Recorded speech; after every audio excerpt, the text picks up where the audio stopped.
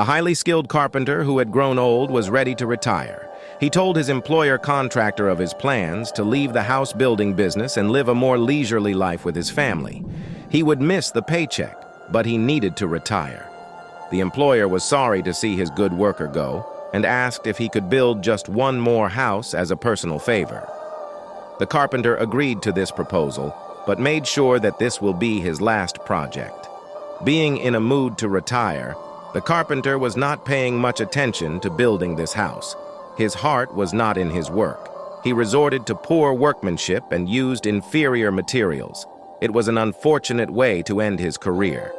When the job was done, the carpenter called his employer and showed him the house.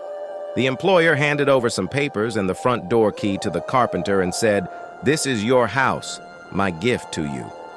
The carpenter was in a shock. What a shame! If he had only known that he was building his own house, he would have made it better than any other house that he ever built. Our situation can be compared to this carpenter. Allah Ta'ala has sent us to this world to build our homes in paradise by obeying His commands. Now we have to decide how well we wish to build the homes where we will live forever.